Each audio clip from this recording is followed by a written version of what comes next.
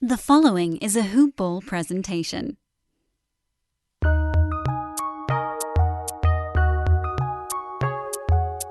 Welcome to the Fantasy NBA Today podcast.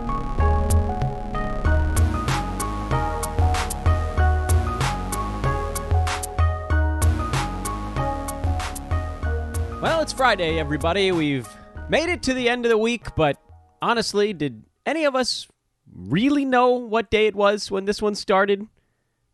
I sure as crap didn't. Welcome to Fantasy NBA Today, everybody. I'm Dan Besbris. This is a Hoop Ball presentation. Wanted to quickly mention here at the outset, cool stuff continuing to happen over at Hoop Ball despite the suspension of all sports. Our buddy Greg Moraz, running the Hoop Ball Bulls podcast, had another episode out breaking down the firing of Gar Forman, or the parting of ways. Nobody likes to say firing in a more traditional sense. Dio's writing about the Washington Wizards. You got a little bit of news on the NBA and the Players Association. Our buddy Steve Vidovich also covering the Wizards from the fantasy snapshot angle. Dio on the season thus far. That's kind of the written post-mortem side. Eric Ong looking at players that might be popular in next year's drafts due to breakouts this season. I love those articles. That's the Hoop Ball Huddle. That's one of those things where you can look at an article like that and then you want to extrapolate and try to find all of those guys that are going to be buzzing, because those are the dudes that are probably going to get overdrafted. Brandon Ingram, Shai Gilgeous-Alexander, Zion, Jason Tatum. Really interesting names on that list, guys that burst through a bit this year, and then you kind of have to hold on and see where the hell they go next season. As far as today is concerned, it is the final day of the week, meaning we are finishing up another division, and this one is the Northwest Division. So if you haven't been with us throughout the week, we covered the Portland Trailblazers on Monday, Oklahoma City Thunder on Tuesday, Utah Jazz Wednesday, and the Denver Nuggets yesterday. And today we wrap things up with the Minnesota Timberwolves. A tiny bit of news on the NBA restarting front, and the news is basically just that Adam Silver talked about conference calls and kind of the way that the NBA's been discussing things among the Board of Governors, and effectively they're still just leaving everything fully undecided. The NBA's position since the outset has been that they want to err on the side of public health. It's why they were the first sporting league to officially stop operations. March 11th, that really started things for sports in general and just people in general. So don't expect them to rush things back. But one of the other side notes here is that, and I don't know if this is something he's going to be sticking with, because it's April 17th at the time of recording this podcast, and things change pretty dramatically on a week-to-week basis right now. And, frankly, they don't have to make any decisions in this moment. But if you recall, last week, I think it was, maybe the week before that, got to be honest, they blend and blur. I haven't had any idea what day things actually happened. Adam Silver talked about wanting to make sure things had wrapped up by Labor Day. In this discussion of his conference call, he kind of just said, look, we don't really know. We don't want to put start and end dates on things. And I believe, and you guys might be able to correct me if I get this one part wrong, I believe that Silver actually mentioned on, or in relation to this phone call, that they are open to moving next year around a little bit, which I had to assume they were. There's almost no chance that this year doesn't run up against next year's start time in some capacity. Even if they had it done by Labor Day, you're already basically into training camp. So if that's the case, then this right now is your off season. And the finals, the finals hangover is going to be very real, because teams are going to have to play probably a couple of weeks later unless they push things back, which I believe they would. So they're leaving all options open, as they should. No decisions being made either way. We continue to trudge our way towards likely just pulling the plug on the fantasy season, but I still don't think we have to make a call on that yet, and I'm going to stick by that until we kind of run out of time to. And I get it. You're probably, if you're a commissioner, by the way, you should probably be sending your league an email just saying, hey, still sitting on stuff right now. Let's not get crazy. No reason to panic. I'm here with you guys. I'm watching all the news. We'll decide this league soon enough. Just to let everybody know that you're still paying attention. Things are not going to drift off into the abyss. It's all under control. The Minnesota Timberwolves are a weird study in fantasy because they had a season that no one expected.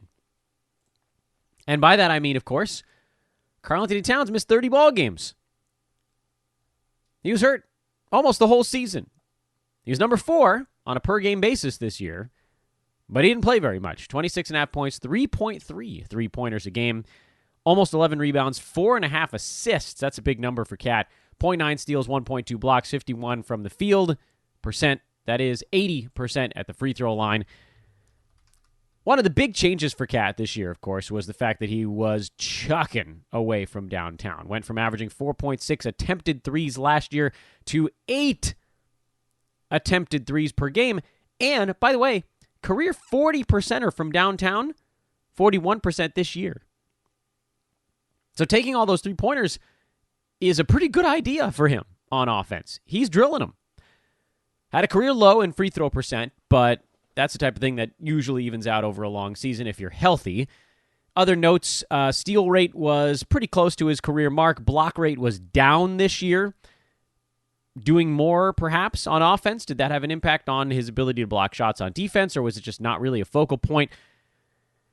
Maybe a little of both. Regardless, he was still number 4. But what you're looking at with Cat is, what's the pathway to the top 2? Is there any way that he can get himself into the mix with Anthony Davis and James Harden? The way that happens, there are a couple of kind of narrow paths to it. It could be free throw percent, although that seems unlikely. But he's attempting 6 to 7 free throws a game this year. If he's shooting 85 to 90% at the line instead of 80, instead of a net neutral category, that now becomes a pretty big positive. Other possible avenue to get there. Blocking more shots. Instead of 1.2, let's get that back up to 1.7. Which, again, a bit far-fetched. He did have a 1.7 his rookie year. Since then, he's been much closer to 1.4, 1.5. So that's probably not enough to get him into the top 2. The assists were a career high by a lot. Previous high was, and actually he's gone up by 1 full assist each of the last 2 years, from 2.4 to 3.4, and then this year to 4.4. Rebounding was down this season. I think a lot of that has to do with playing hurt for stretches. I wouldn't chalk a whole lot up to what else was going on this team. It wasn't like there was somebody out there just stealing all of his rebounds, and nobody's coming for his job, per se. He's played a lot of minutes pretty much every year of his career. Not Tibbs minutes anymore, but he's still out there a lot. So I don't know that there's a path to get him inside the top 2 other than playing in all 82 games at a top 4 clip and hoping that either AD or Harden doesn't. But this is still Cat we're talking about. Prior to this year, he had built himself on a legacy of durability, playing in all 82 games, each of his first 3 seasons in the NBA. And last year, remember, he had a car accident concussion, and he only missed 5 games all season, despite all of that. So this is still a bona fide top 5 type of guy. He's dramatically improved his three-pointers per game. He improved his assists numbers. He's scoring more than ever before. So there's a lot to like. There isn't a whole lot of downward action to him, and I just wonder if people might be worried next year and he falls maybe to the 5th pick, which would be swell. I don't think he's fallen any farther than that, though, based on what we know. Elsewhere from Minnesota, there was just a lot of turnover on this team. The guys that finished the year as the most interesting fantasy players weren't on the team to begin the season. Jeff Teague did not finish the season with the Timberwolves, although he was having a relatively uninspiring season beforehand. Andrew Wiggins didn't finish the year in Minnesota, although to his credit, he was actually having the best fantasy season, I think, of his career prior to that point. We talked a little bit about it on the Warriors one, but I guess we can make mention here again since, listen, I mean, this was the site of Wiggins' basketball career to this point. And he's been in the NBA for a little while now. This is his 7th season. Excuse me, 6th season. You guys are jumping. I'm sure a few of you guys were like, no, Dan, wait. He logs a lot of minutes, generally plays in basketball games. He's been quite durable throughout his career. Not horrible. Steals and blocks numbers, averages about 1.6 combined. 4 to 5 rebounds, 2.5 to 3 assists. One would assume now with a higher offensive role. And he's upped his three-point shooting, and he's brought down his mid-range game a little bit. Still, with Wiggins, like we talked about on our Warriors episode last week, his role is going to be diminished in a big way with Klay Thompson and Steph Curry, who pretty much didn't play this year for the Warriors. Both of those guys will be back for next season, and that pushes Wiggins way down the totem pole. So we're not going to worry too much about him right now. He's not on the Wolves anymore. Anyway, let's talk about the guys that are now on Minnesota, and the second most interesting player on the team is DAngelo Russell, who finished the season at number 58 on a per-game basis, went on a little top 40 run with everybody else hurt on the team here the last, say, 20 ball games, pretty much since he came over to Minnesota.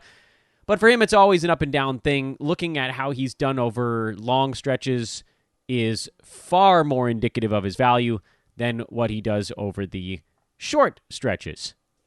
And what I mean by that, and this is the case for, I'd say, the majority of players in the NBA, but I think more so, DAngelo Russell exemplifies this in a different way, is that his runs are based heavily on his percentages.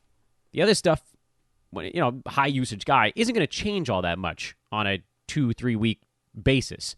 He's generally going to be in that 20-some-odd point range. He's going to get you 5, 6, 7 assists a game, a steal and a little bit. He's going to hit a bunch of threes.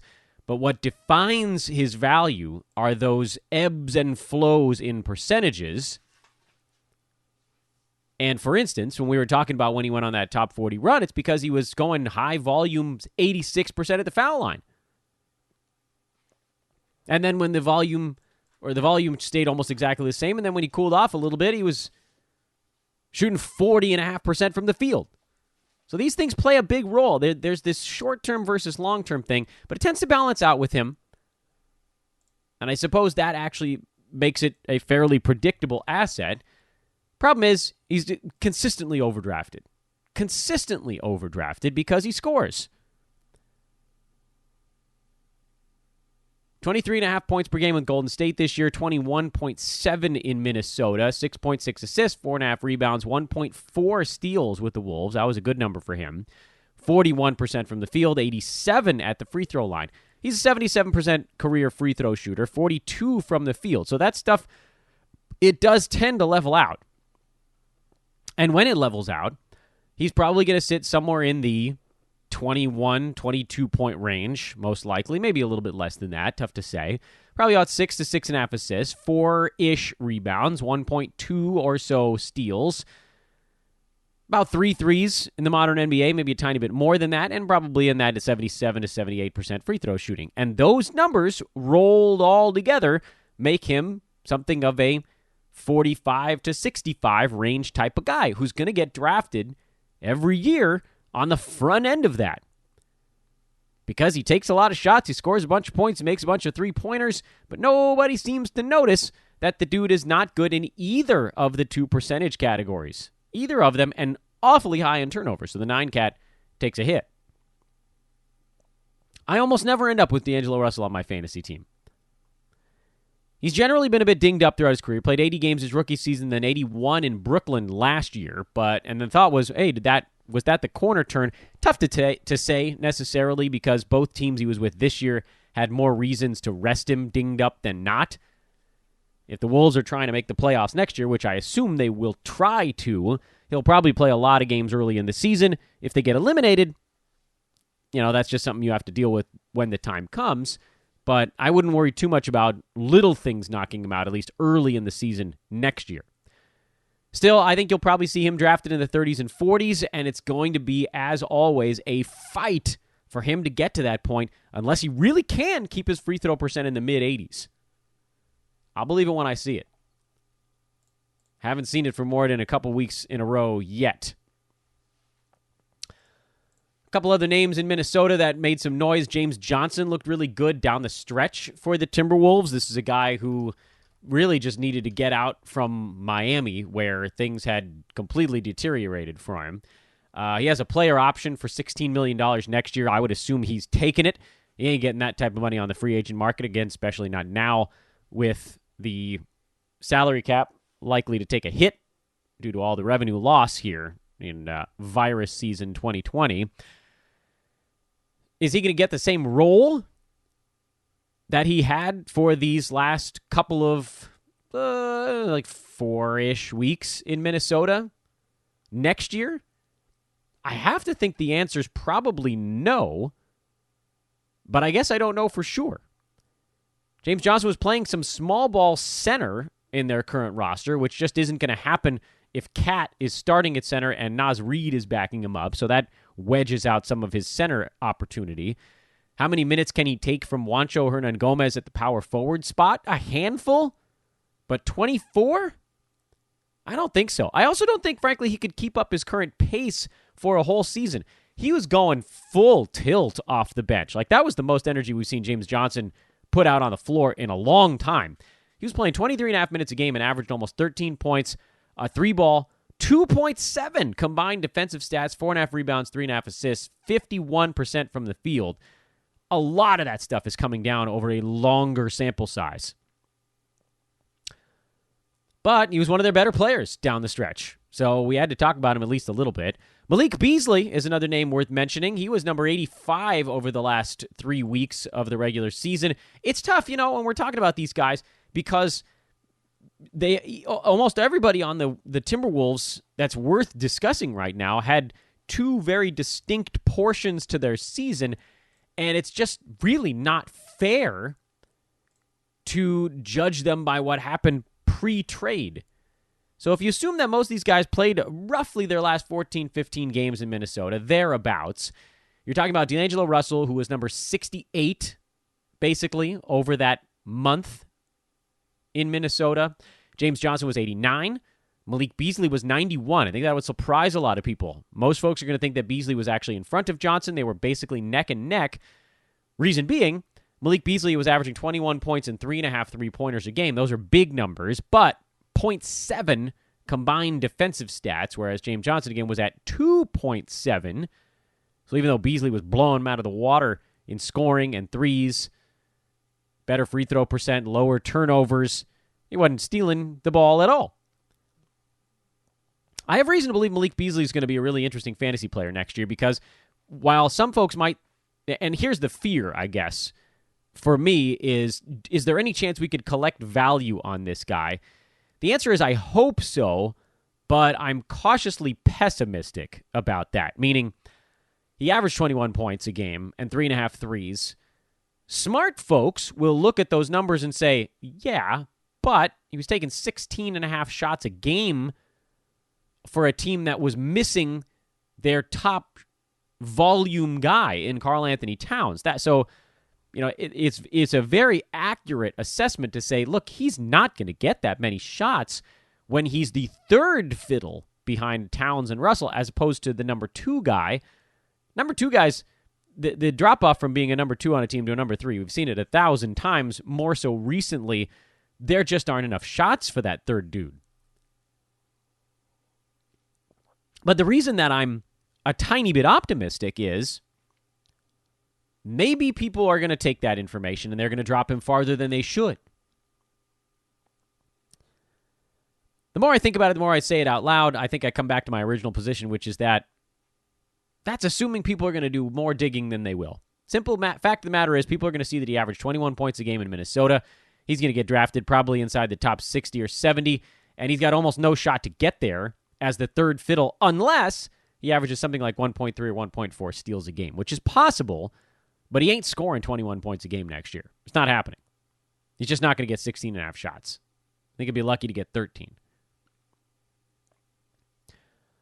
Juancho Hernan Gomez is another of the second half of the season starters on this club, and he was number 145 over that stretch, averaging 13 points and 7 rebounds. Did average a steal in that mix, which frankly was more than I expected because, as we said on this podcast a few times, he's really just a points and rebounds guy, kind of like a poor man's Lauri Markkanen, who already had kind of a tough season. It's difficult for guys who don't do a ton defensively, don't pass, don't have great percentages. It's tough for those guys to clear the fantasy hurdle. And Hernan Gomez is one of those guys. So he's not someone I'm going to be taking too many risks on. If he falls crazy low in the draft, I might grab him and just say, hey, what if he plays 32 minutes a game at power forward? But I don't think that's happening either. And I don't know that anybody else on this team really has an inside track to enough playing time given their current makeup. I had high hopes for Jarrett Culver for next year, but with the trade for Malik Beasley, to me, I think that cuts it off. Unless they play Culver big minutes at shooting guard, but even then, he has no path to actually touching the basketball. I like his fantasy game. He's got a well-rounded game. Can't hit a free throw to save his life, but the other stuff is really interesting. Problem is, he's just not going to touch the ball.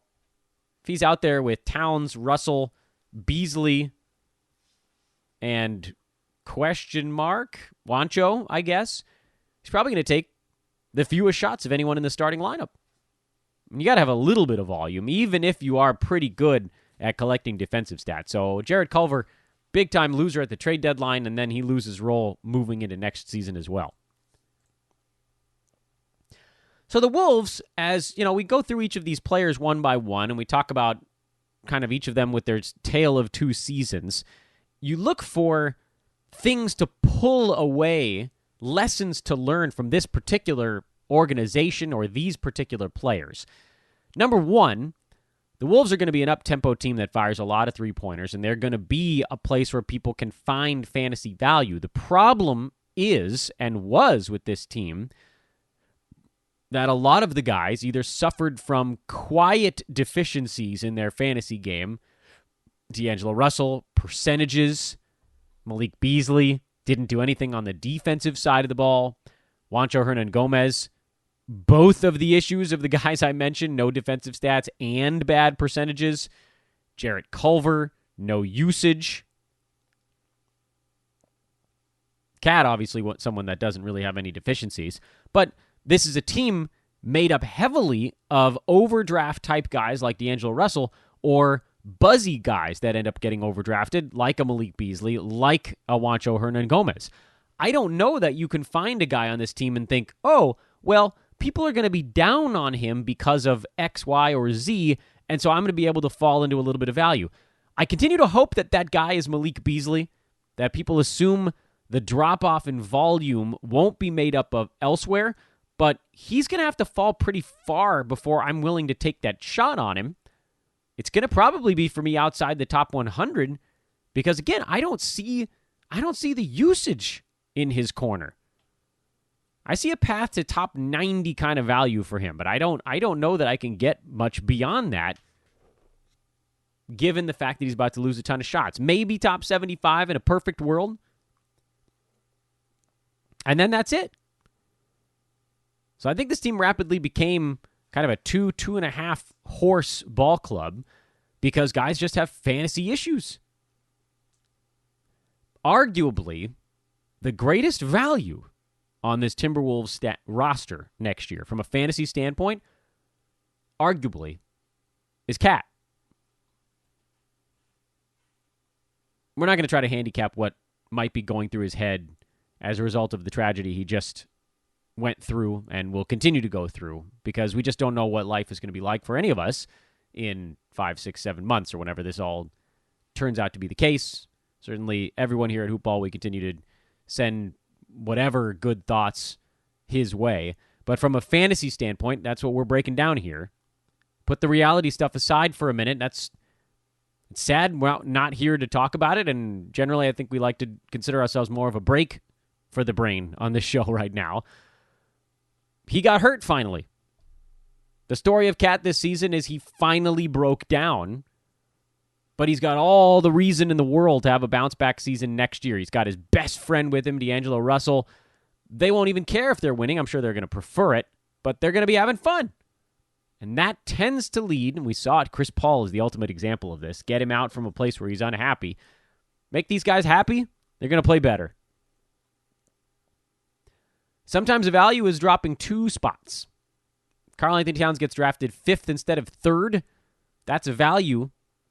And if you have the 5th pick in your draft, you might have a shot to get him this year. That would not have happened in the past. I don't think. I mean, maybe. I'm sure he went 5th in some draft. Not many that I've been in. Maybe none. Maybe none that I've been in. The rest of his team you can pretty much leave behind. Jordan McLaughlin had a decent season, but it's not going to be fantasy relevant. Josh Okogie, Jake Layman, Amari Spellman. I don't even know the contract situation of a lot of these guys.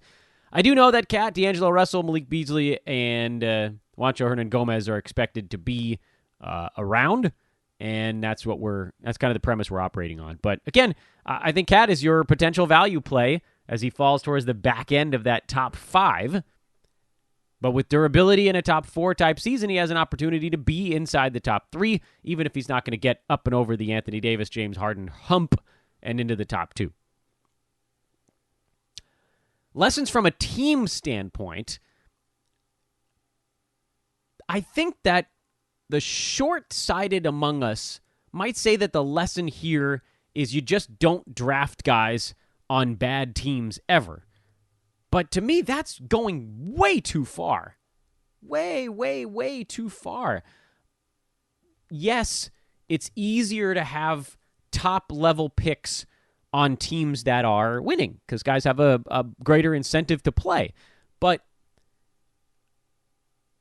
and as secondarily to that, the best players are probably going to create wins for their team. So sometimes, to a certain degree, that goes hand in hand. But it's not always the case. I mean, Nick Vucevic at not a very good Orlando team is at 17. Now, you could argue, listen, they're trying to make the playoffs, and maybe that's the real point here. How many of the guys inside the top 20 are on teams missing the playoffs? And this is kind of an interesting note.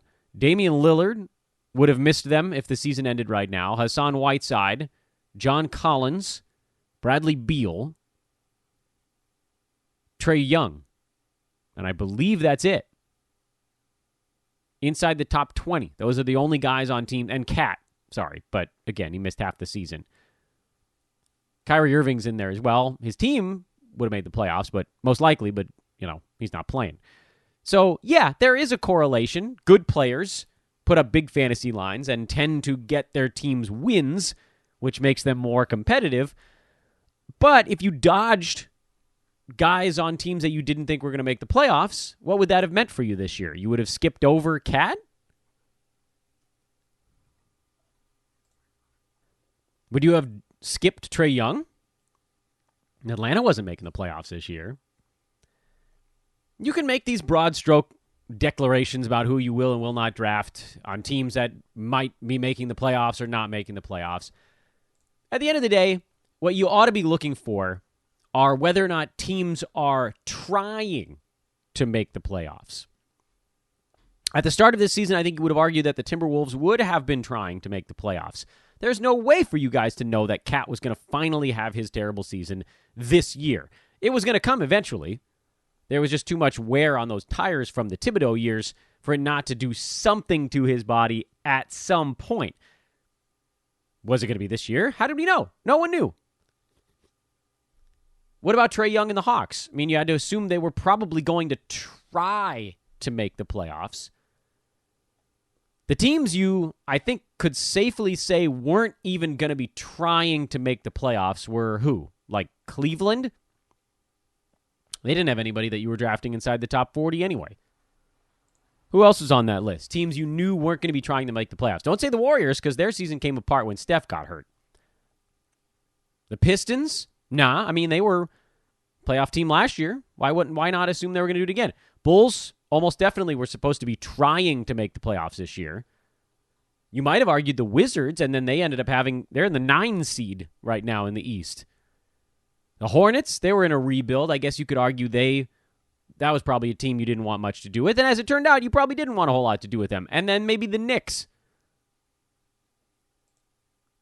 What about in the Western Conference? I don't think there was any team in the Western Conference you could have looked at them and said, this team is not going to be trying to win and make the playoffs. The Cavs, the Knicks, that's probably it.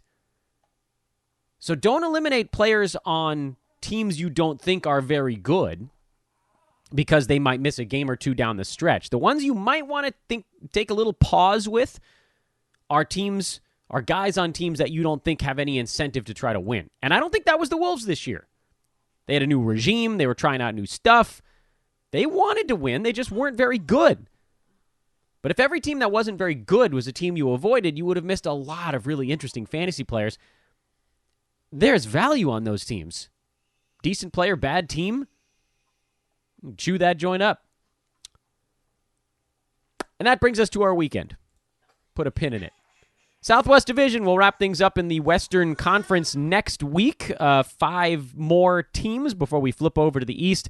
Still teasing the fact that we're going to have some guests on this show at some point soon to talk about lessons learned overall from the fantasy season. But in the meantime, we'll just keep breaking down clubs and setting the table for our weirdo makeshift Is It? The offseason in the NBA and in every sport. I'm Dan Vespers. This is Fantasy NBA Today. Reminder once again, if you'd like to get involved with us here at Hoopball, we are still putting articles out. We are still doing sales work. Hit me up at Dan Vespers, DANBESBRIS on Twitter. Email teamhoopball@hoop-ball.com. Please rate and review the podcast. I haven't mentioned that in a long time. It's not easy, by the way, to do shows right now for a lot of reasons. We got the virus stuff. I got the newborn going on around here. It's craziness. It's chaos. We're all trapped. We're getting through it together. But please do drop a 5-star on this thing if you have a moment. And if you've already done it, find somebody else's phone. You're all trapped inside with other people with cell phones. See if you can get them to review the show. Thanks a bunch, everybody. Have a great weekend. Stay safe. Back at you Monday. We'll start our trip through, again, the Southwest Division, which is weird, by the way, because, is it really the Southwest? See you later, everybody.